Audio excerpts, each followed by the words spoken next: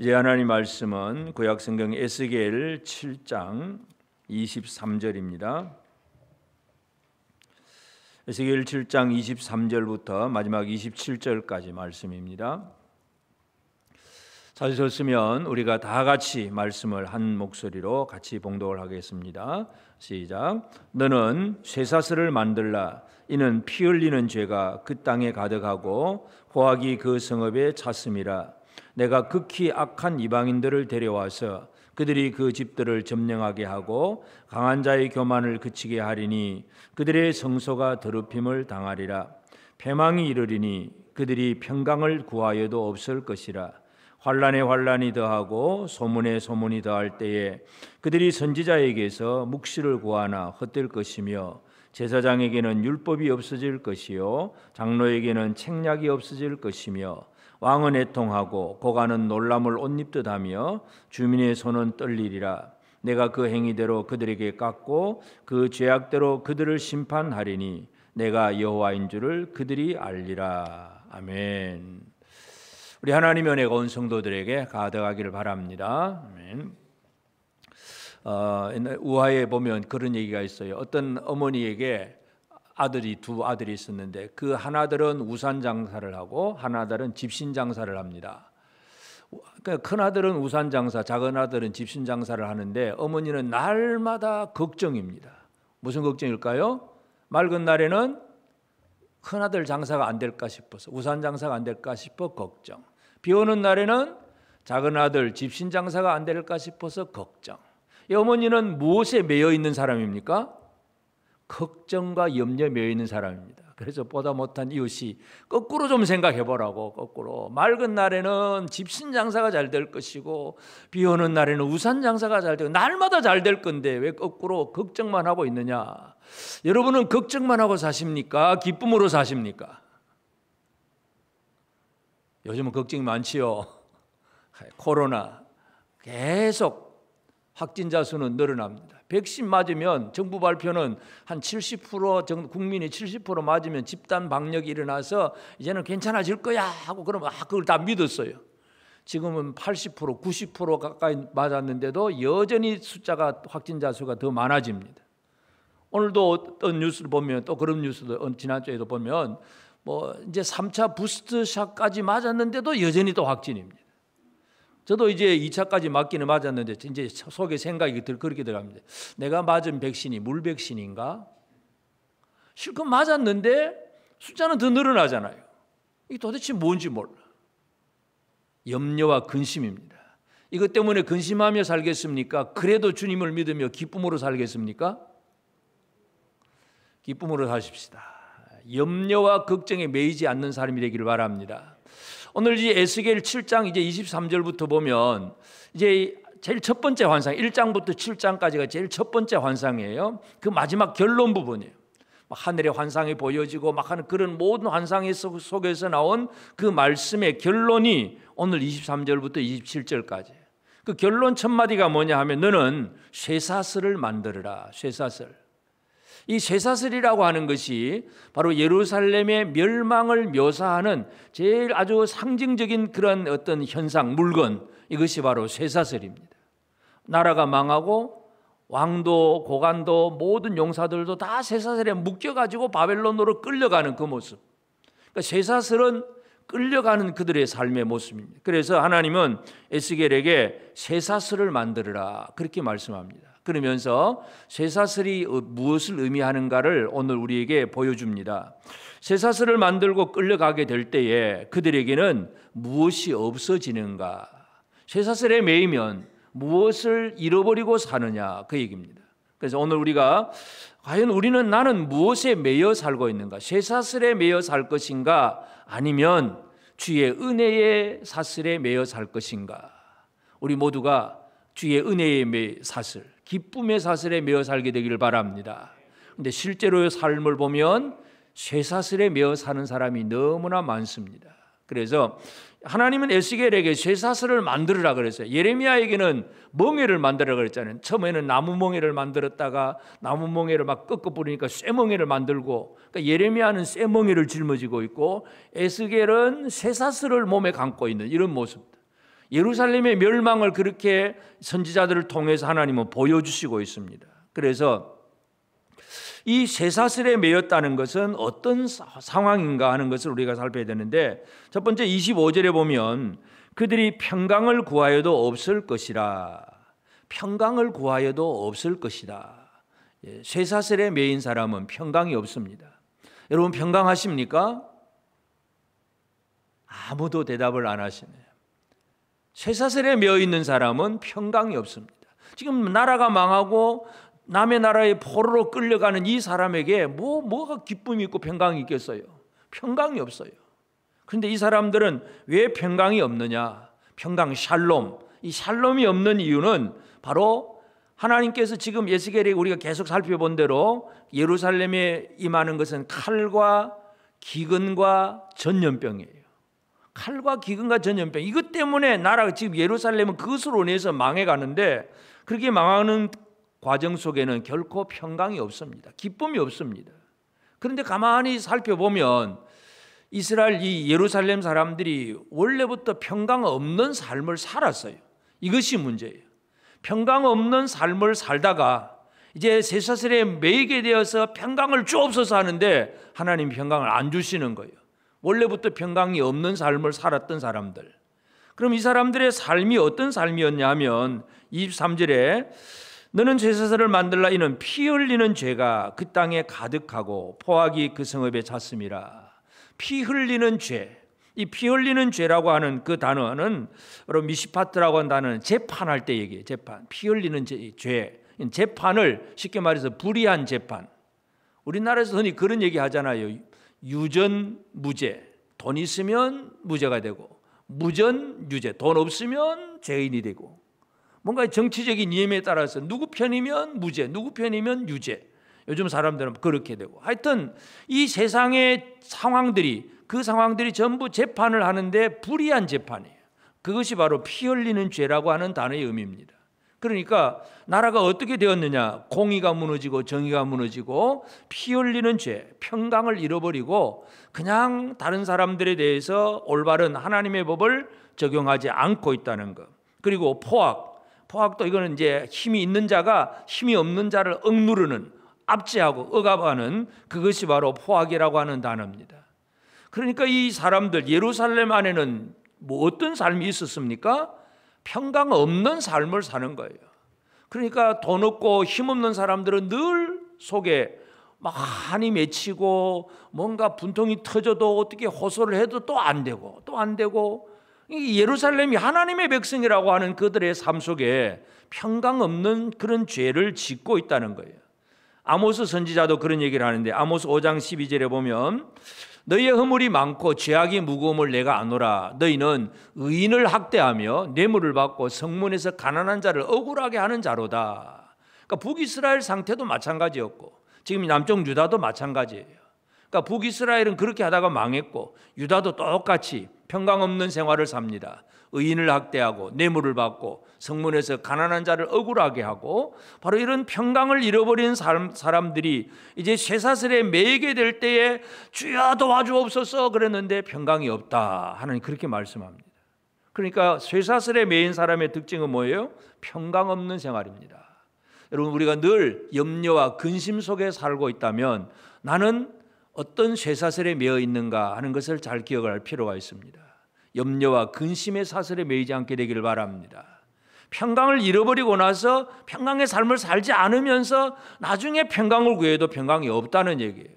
두 번째는 또 무엇이 없느냐? 26절에 보면 환난에 환난이 더하고 소문에 소문이 더할 때 그들이 선지자에게서 묵시를 구하나 헛될 것이며 제사장에게는 율법이 없어질 것이요 장로에게는 책략이 없어질 것이며, 두 번째 말씀이 없어지는 거예요. 묵시가 없어지는 거예요. 환난에 환난이 더합니다. 소문에 소문이 더합니다. 여러분 요즘도 듣는 뉴스가 계속 소문이잖아요. 우리는 TV 앞에서 아니면 뭐 핸드폰 앞에서 인터넷 앞에서 계속 소문을 스스로 알아서 듣고 있습니다. 근데 어떤 소문이 들립니까? 계속 전염병의 소식들, 이 미중 갈등의 어떤 전쟁의 위협 소식들, 이런 얘기들 계속 들리는 소문에 소문을 더합니다. 그래서 우리가 이제 하나님 앞에 기도합니다. 하나님 이게 도대체 뭡니까? 선지자에게 묵시를 구하는데 묵시가 없습니다. 제사장에게는 율법이 없습니다. 장로에게는 책략이 없습니다. 하나님의 뜻을 모른다는 얘기예요. 하나님이 말씀을 안 주신다는 얘기예요. 여러분, 구약의 제일 첫 번째, 이스라엘의 첫 번째 왕이 사울 왕이잖아요. 사울 왕은 하나님의 말씀에 불순종합니다. 말씀을 안 듣습니다. 아말렉을 진멸하라 그러면 진멸하면 되는데 진멸 안 하고 적당히 남겨두었어요. 말씀에 불순종하니까 하나님 앞에 버림을 받습니다. 하나님 앞에 버림받은 사울의 최후의 모습은 뭡니까? 말씀이 없는 것. 블레셋이 전쟁을 하러 쳐들어왔는데 사울이 하나님 앞에 아무리 구해도 꿈으로도 안 보여주시고 제사장의 그 우림과 둠밈 그 어떤 표적도 나타나지도 않고 선지자도 나타나지도 않고 말씀이 없는 캄캄한 생활이 되어버린 거예요. 이게 바로 사울 왕의 모습이었어요. 마지막 멸망의 때는 뭐냐? 말씀이 사라집니다. 말씀이. 사무엘상 28장 6절에 보면 사울이 여호와께 묻자오되 여호와께서 꿈으로도 우림으로도 선지자로도 그에게 대답하지 아니하심으로. 이게 바로 멸망이에요, 여러분. 멸망이 꼭 어디 가서 죽어서 그게 아니라 하나님의 말씀이 끊어지면 묵시를 구해도 선지자가 묵시를 얘기해 줄 수도 없고 제사장은 이미 율법을 잊어버렸고 장로들도 그 율법 속에서 나오는 어떤 이 성령의 도우심으로 어떤 책략, 어떤 꿈을 가지고 어떤 뭔가 길을 발견하고 만들어가고 이런 지도자가 되어야 되는데 그런 길도 없고 아무것도 없는 것. 이것이 바로 마지막 때의 모습이에요. 그래서 예루살렘의 멸망이 가까우면서 하나님은 말씀을 안 주신다고 그렇게 말씀을 합니다. 그러니까 지금 우리가 에스겔 1장부터 지금 7장까지 이때의 말씀은 에스겔이 선지자로 이제 부름받을 때가 포로된 지 5년 만에 그 선지자로 부름받았다는 거 1장 1절 기억이 나시는지 모르겠는데 5년에 제 5년에 이 말씀을 주셨어요. 그런데 이제 쭉 넘어가서 에스겔 20장 3절에 보면 20절 인자야 이스라엘 장로들에게 말하여 이르라 주 여호와께서 이렇게 말씀하셨느니라 너희가 내게 물으려고 왔느냐 내가 너의 목숨을 걸고 맹세하거니와 너희가 내게 묻기를 내가 용납하지 아니하리라 주 여호와의 말씀이니라. 이때는 바로 에스겔 20장은 이제 에스겔 제7년이에요. 그러니까 이 1장에서 나오는 이 환상보다 한 2년 지나서는 하나님 뭐라고 말씀합니까? 장로들이 물으러 나오니까 하나님이 나는 너에게 묻기를 용납하지 않겠다. 말을 안 주겠다. 대답을 안 주시겠다고 말씀합니다. 점점 멸망이 가까워지면 그렇게 됩니다. 그러니까 에스겔이 지금 예언을 할 때는 바로 북이스라엘 이제 남쪽 유다가 마지막 이제 시드기야가 왕이 되고 이제 에스겔은 이제 포로로 되어 있는 그 상황이잖아요. 그러니까 5년이 지나고 5년 지나서 이제 하나님이 이제 예루살렘 멸망에 대해서 예언을 합니다. 점점 죄악은 더 강해지고 있어요. 유다의 죄악, 예루살렘 죄악이. 그래서 이제 7년쯤 가서 하나님은 이제는 너희가 물어도 대답도 안 하겠다고 말씀을 합니다.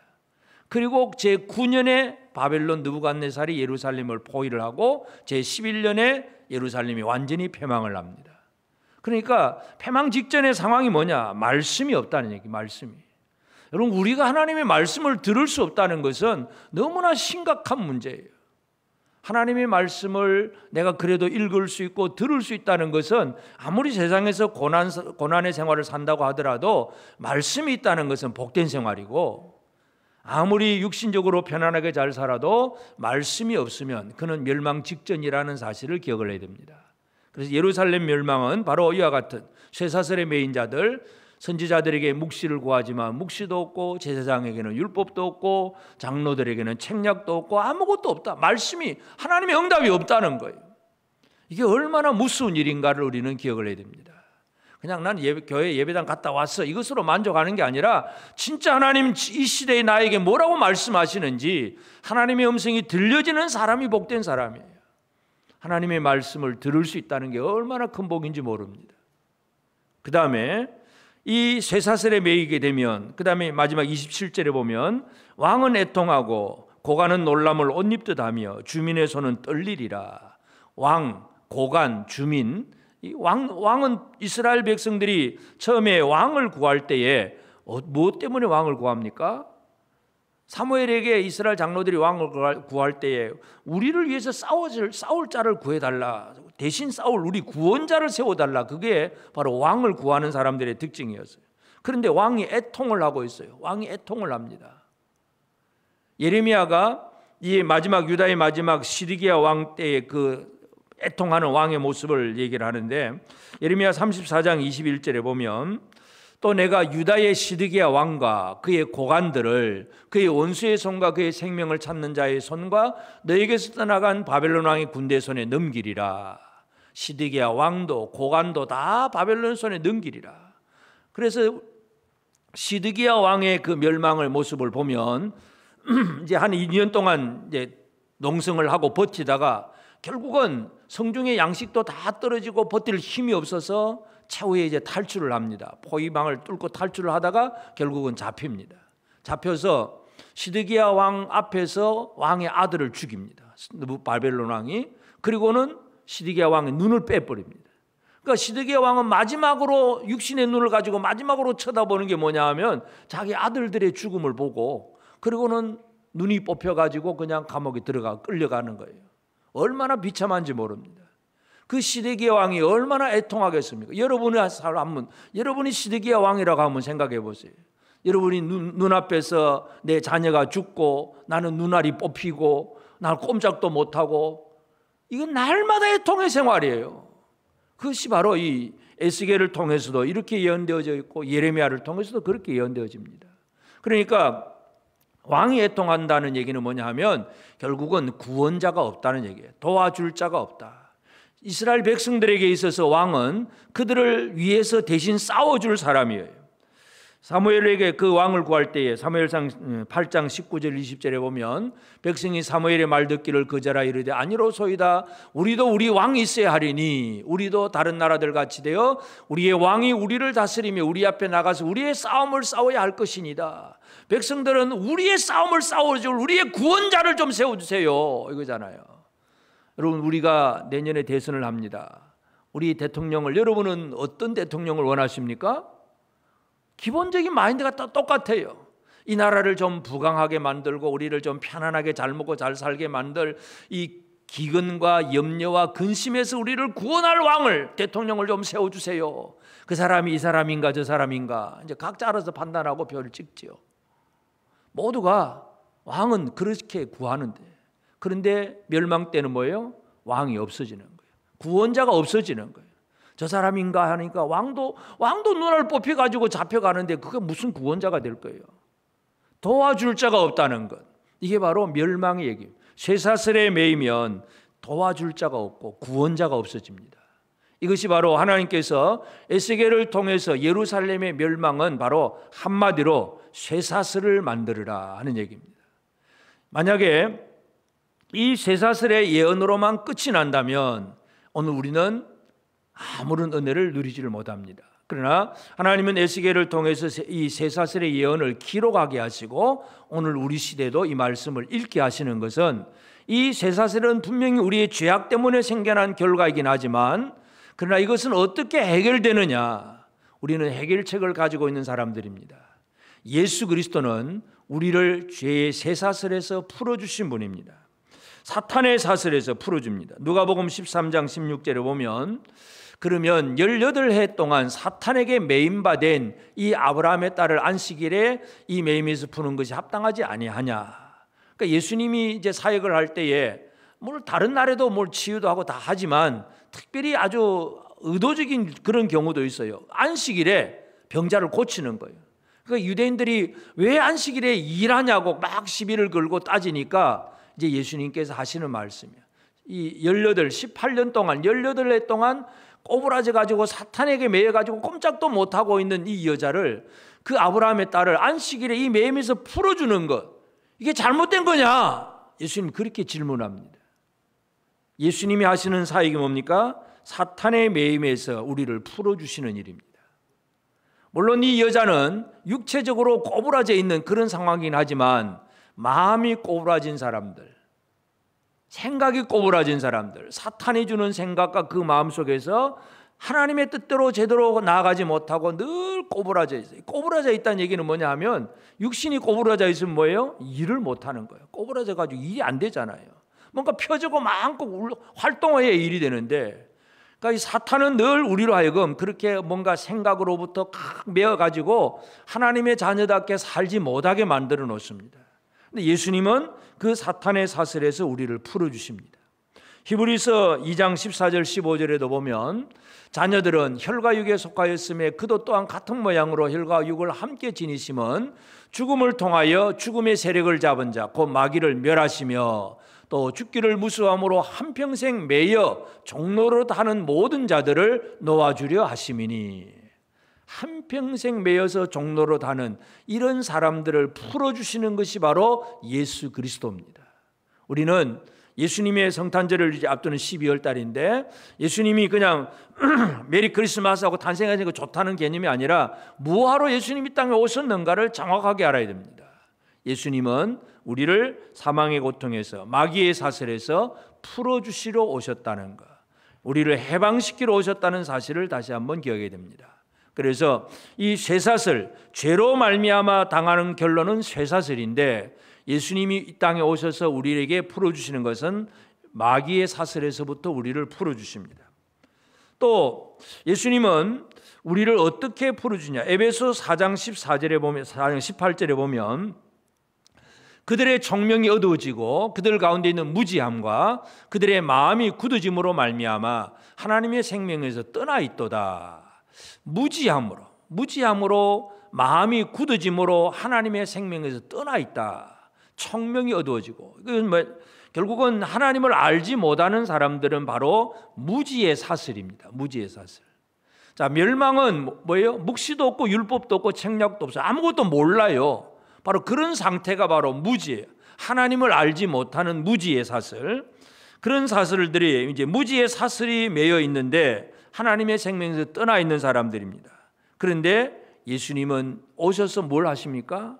하나님을 보여주시고 하나님께로 가는 길을 가르쳐 주시는 분이 바로 예수 그리스도입니다. 우리가 잘 아는 말씀이 요한복음 14장 6절 말씀이잖아요. 예수께서 이르시되 내가 곧 길이요 진리요 생명이니 나로 말미암지 않고는 아버지께로 올 자가 없느니라. 아버지께로 가는 길을 가르쳐 주는 분이 바로 예수님이에요. 그러니까 묵시가 뭐냐, 율법이 뭐냐, 책략이 뭐냐, 사람들은 막 묻고 있지만 구약에서 답이 없어요. 근데 예수님은 분명히 대답합니다. 내가 길이다, 내가 진리고 내가 생명이고 나로 말미암아 하늘의 아버지 하나님 앞으로 나아갈 수 있다.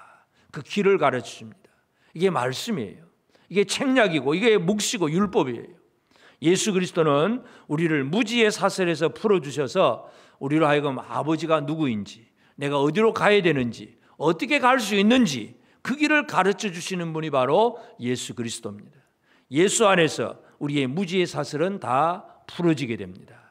예수는 사탄의 사슬을 풀어주시고 하나님을 모르는 무지의 사슬에서도 우리를 풀어주시고, 또 예수님은 우리에게 뭘 해주시느냐 하면 사도행전 2장 24절에 보면 하나님께서 그를 사망의 고통에서 풀어 살리셨으니 이는 그가 사망에 매여 있을 수 없었음이라.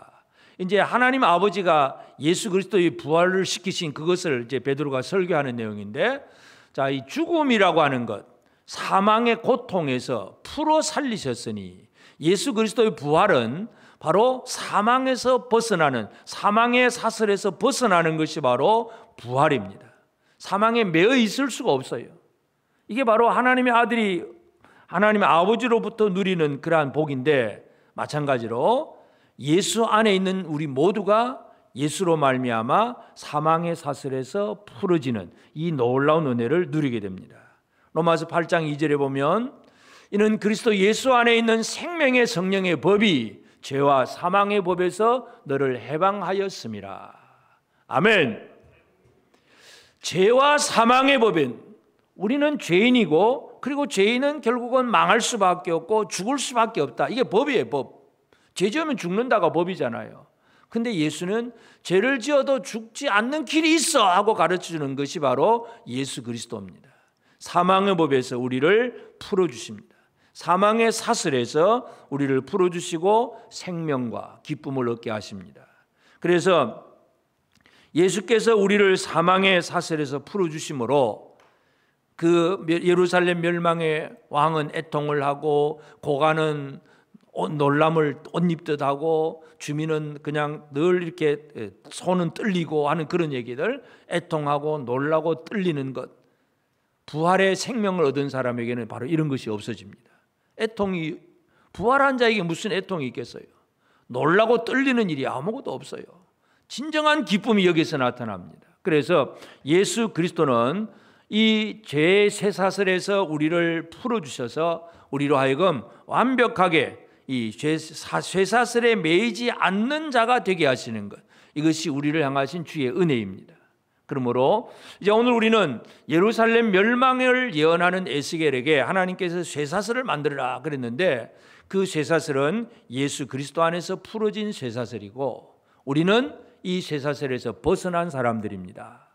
그런데 우리의 신앙을 보면 여전히 주님은 우리를 벗어나게 하셨는데 아직도 매인 자로 살아갈 때가 있습니다. 이게 가장 큰 문제잖아요. 이제 어떤 얘기를 들어보면, 예를 들어 태국 같이 저 동남아에 큰 덩치 큰 코끼리를 막 훈련을 시켜가지고 이제 뭐 사람들에게 관광 수입을 올리잖아요. 그런데 이제 이 코끼리를 어떻게 훈련시키느냐? 그렇게 이 힘센 코끼리를 훈련시키는 방법이 처음부터 새끼 때부터 딱 줄을 묶어 가지고는 막 아주 강하게 묶어 놓습니다. 그러니까 줄 길게 이제 말뚝을 박아 가지고, 그러니까 가다가 땡겨서 못 가고 합니다. 이제 이 코끼리가 덩치가 더 커서 지금쯤이면 얼마든지 그 말뚝을 뽑아버리고도 갈 수 있는 힘이 있는데도 불구하고 딱 걸리면 못 가지. 코끼리 생각이 벌써 그렇게 된 거야. 난 못 가, 더 이상 못 가. 생각이 사로잡혀 버렸어요. 그러니까 사람이 시키는 대로 움직일 수밖에 없어요. 이게 코끼리가 아니라 바로 사탄에게 매인 나가 아닐까? 오늘 우리가 이거 생각해 봐야 돼요. 이거 안 되지. 이건 안 될 거야. 이건 이제 더 이상 못 해. 안 돼. 생각이 사로잡히면, 사탄에게 생각이 사로잡힌 자로 살면 주의 은혜를 누리는 하나님의 백성다운 생활을 살아갈 수가 없습니다. 그러므로 오늘 우리는 예수 그리스도의 은혜의 사슬에 매인 자로 살아가야 되는데, 어떻게 살아가야 되느냐? 첫 번째, 우리는 사랑에 매여서 평강을 이루는 삶을 사는 것이 먼저 우리가 해야 합니다. 불의한 재판을 하고 연약한 형제를 포악하고 억제하고 억누르는 그런 생활이 아니라 연약한 형제와 이웃을 사랑하고 돌보는 생활, 이 평강을 실천하는 생활이에요. 평강을 실천하는 삶이 바로 예수님이 우리에게 주신 마음이기도 해요. 예수님은 베드로를 이제 마지막에 부활하신 다음에 마지막에 베드로에게 사명을 주셨을 때에 요한복음 21장에 보면 우리 잘 아는 말씀이잖아요. 요한의 아들 시몬아, 그러면서 얘기를 합니다. 요한복음 21장 17절에 세 번을 물어보시잖아요. 세 번째 이르시되 요한의 아들 시몬아, 내가 나를 사랑하느냐 하시니, 주께서 세 번째 내가 나를 사랑하느냐 하심으로 베드로가 근심하여 이르되 주님, 모든 것을 아시오매 내가 주님을 사랑하는 줄을 주님께서 아시나이다. 예수께서 이르시되 내 양을 먹이라. 예수님이 부활하시고 이제 하늘로 올라가시면서 땅에 남아있는 베드로에게 마지막으로 물어보신 질문 세 가지. 내용은 한 가지밖에 없어요. 시험 문제는 하나밖에 없어요. 근데 문제는 거듭 세 번을 물어봅니다. 내가 나를 사랑하느냐? 이 사람들보다 나를 더 사랑하느냐? 사랑하느냐? 예수님이 지금도 오늘 우리에게 물어보십니다. 그럼 이 사랑이란 게 뭐냐? 결국은 베드로가 목숨을 걸고 주의 양무리들을 위해서 살아갈 수 있는 것은 무엇 때문에 그렇게 할 수 있었느냐? 사랑의 줄에 매여 있기 때문에 그렇습니다. 예수를 사랑하는 그 사랑의 사슬에 매여서 형제를 사랑하는 생활을 살아갈 수 있습니다. 오늘 우리가 어떻게 뭐 잘해야 되는지 착해야 될지 뭐 여러 가지 많은 일을 하지만 가장 근본적인 문제, 나는 과연 예수를 사랑하느냐? 여러분, 예수를 사랑하십니까? 그래서 예수를 사랑하기 때문에 예수님의 양떼를 먹이는 일을 하고 있는 거예요. 예수 사랑이 없이 그냥 예를 들어서 돈 받고 한다. 직장 일이라면 돈 더 많이 주는 곳으로 옮겨가잖아요. 그런데 교회 일들을 가만히 보면 그냥 무엇으로도 하잖아요. 왜 그렇습니까? 예수를 사랑하기 때문에 예수 그리스도의 몸된 교회 안에서 또 연약한 형제를 사랑하고 돌보고 그냥 오히려 있는 것 더 끄집어내서 사랑하고 희생하고, 근본이 뭐냐면 사랑에 매여있기 때문에 그렇습니다. 예수 그리스도를 사랑함이 부족하면 이 일이 이루어지지 않습니다. 사랑함이 부족한 사람은 일을 하더라도 늘 의무적이고 할 수 없이 또 체면으로 하기 때문에 얼마 안 가서 지치게 되고 일 안 할 길만 찾아다니는, 그냥 요리조리 꼬리 빼는 그런 일을 하게 됩니다. 주님을 사랑하는 마음이 우리에게 가득해야 됩니다. 사랑하는 마음으로 형제를 사랑하면 이게 평강을 이루는 생활이에요. 평강을 이루는 삶은 주님 평강을 주옵소서 말할 것도 없어. 이미 평강을 누리고 있기 때문에. 이게 바로 쇠사슬을 이기는 생활은 바로 다른 것이 아니라, 더 강한 쇠사슬이 아니라 사랑의 줄이라는 사실을 기억하시길 바랍니다. 그리고 우리는 말씀의 매인자가 되어져야 됩니다. 바울이 전도를 여행을 할 때에, 고린도에서 이제 전도를 할 때에 이런 기록이 있습니다. 사도행전 18장 5절에 보면 실라와 디모데가 마게도냐로부터 내려오매 바울이 하나님의 말씀에 붙잡혀 유대인들에게 예수는 그리스도다 밝히 증언하니. 말씀에 붙잡혔어요. 말씀이 붙잡혔다는 얘기는 뭐예요? 내가 내 마음대로 움직일 수가 없고 말씀이 나를 붙잡고 움직여가는 거예요. 오늘 우리의 삶이 어떻게 되느냐? 말씀의 매인자로 사는 것, 이것이 가장 중요합니다. 우리가 많은 성도들이 이제 성경을 읽기는 합니다. 그런데 성경을 읽으면서도 성경을 내가 어떤 뭔가를 하기 위해서 어떤 데이터베이스를 이제 검색을 하듯이 하나님의 뜻이 뭔지 한번 살펴보자 하고 검색하고, 그럼 내가 이래 해야지 하고 내가 주인이 되어버린 사람들이 꽤 있어요. 요즘 인터넷 시대에 여러분들도 그런 걸 잘 많이 하잖아요. 요즘 뭐 대화하다가 그거 뭐지? 아니면 또 길거리 가다가 저게 뭐지? 하면 벌써 바로 누군가 빨리빨리 스마트폰 꺼내가지고 검색하고 있어요. 이건 뭐야 하고 바로바로 답이 나옵니다. 구글 들어가고 하여튼 뭐 그래가지고 데이터베이스에 엄청난 양의 정보가 저장되어 있기 때문에 빨리 검색해서 찾아내고, 야 이건 이런 거야 저런 거야 하고 자기가 아는 척을 좀 할 수 있습니다. 그런데 여러분, 성경은 데이터베이스가 아닙니다. 우리에게 정보를 알려주는 것이 아니라 우리를 끌고 가는 힘이 하나님의 말씀이에요. 말씀의 메인자가 되어야 되지 말씀을 아는 자가 되어서는 안 됩니다. 사도 바울이 말씀의 메이니까 유대인들에게 예수는 그리스도다, 예수는 그리스도다, 예수 안 믿으면 죽는다 그 말이에요. 예수가 메시아다 이거죠. 바울은 그 고린도에서 그렇게 담대하게 선포할 수 있었던 것은 말씀에 매여 있기 때문에 그렇습니다. 하나님의 말씀에 매여 있는 사람이 하나님의 뜻을 이룰 수가 있습니다. 묵시를 받았고 아느냐 모르냐 이런 정도가 차원이 아니에요. 이제는 이게 뭐 하나님의, 내가 어제 밤 환상을 봤는데 하나님이 뭐 이렇더라 저렇더라 뭐 정보를 깨고 알고 그 얘기가 아니라 말씀에 붙잡혀 사는 우리가 되어지길 바랍니다. 그리고 우리는 또 무엇에 붙잡혀 살아야 되느냐? 사역의 사슬에 매여 살아야 됩니다. 사역의 사슬. 사도 바울이 이제 전도 여행을 하다가 이제 마지막에 이제 로마로, 황제에게 이제 재판을 받으러 로마로 갑니다. 로마로 가서 바울은 그 이스라엘 처음에 이제 유대인들 지도자들 초청을 해가지고 자기가 왜 이렇게 죄수의 몸으로 로마로 왔느냐에 대해서 설명을 합니다. 사도행전 28장 20절에 보면 이러므로 너희를 보고 함께 이야기하려고 청하였으니 이스라엘의 소망으로 말미암아 내가 이 쇠사슬에 매인 바 되었노라. 바울은 실제적으로 쇠사슬에 지금 매어있는 죄수예요. 죄수. 실제적으로는 쇠사슬인데, 그런데 바울은 이 쇠사슬을 풀고 도망가려고 얼마든지 하려면 할 수도 있어요. 총독에게 있을 때도 얼마든지 내가 이거 뭐 죄 없습니다 하고 총독도 내 보내주고 싶었는데, 아닙니다, 난 로마 황제에게 가서 고소하겠습니다 하고, 그래서 그냥 죄수 몸으로 지금 로마에게 온 거예요. 그러니까 쇠사슬은 바울이 스스로 매인 거예요. 그럼 결국은 쇠사슬의 문제가 아니라 결국 바울이 하고자 하는 건 뭐냐 하면 이스라엘의 소망으로 말미암아. 이스라엘의 소망이 뭐겠어요? 이스라엘 백성들이 가지고 있었던 소망은 메시아에 대한 소망입니다. 하나님이 우리를 위하여 구원자를 보내주시고 그 구원자가 우리 가운데 오셔서 우리가 그로 말미암아 구원받을 거야 하고, 이게 이스라엘의 소망이었어요. 그것을 사도 바울은 나는 이 이스라엘의 소망으로 말미암아 내가 이 쇠사슬에 매여 있다. 예수 그리스도를 구원자를 정확하게 아는 바울은 바로 이 쇠사슬에 매였다고 분명히 일합니다. 그러니까 이것은 그냥 눈에 보이는 쇠사슬이긴 하지만 의미로 본다면 사역, 하나님의 일을 하는 사역의 쇠사슬이기도 하고, 또 바울은 뭐라고 또 표현하느냐 하면 사도행전 20장 22절에 보면 보라 이제 나는 성령에 매여 예루살렘으로 가는데 거기서 무슨 일을 당할는지 알지 못하노라. 성령에 매여 있다. 성령에게 매여 있는 것. 이게 바로 바울 자신의 이야기입니다.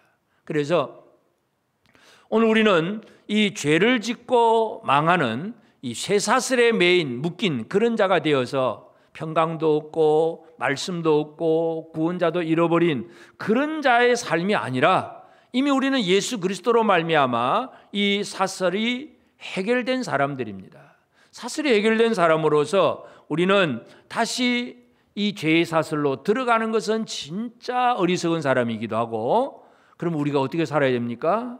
바로 사랑의 줄에 매어 살기를 바랍니다. 예수를 사랑하는 생활, 형제를 사랑하는 생활, 이 사랑을 실천하는 생활이 평강을 지금 누리는 생활이에요. 말씀에 매여 있는 사람이 바로 하나님의 말씀 데이터베이스로 조금 더 아느냐 모르냐, 이 성경 지식 아느냐 모르냐 그 정도가 아니라 진짜 하나님의 뜻대로 살아가는 삶이 되는 것이고, 그래서 이스라엘의 소망, 구원자 예수 그리스도를 의지하고 그 힘을 가지고 그를 선포하고 증거하는 그 사명을 감당하는 것이 바로 은혜의 사슬에 매여 있는 사람들입니다.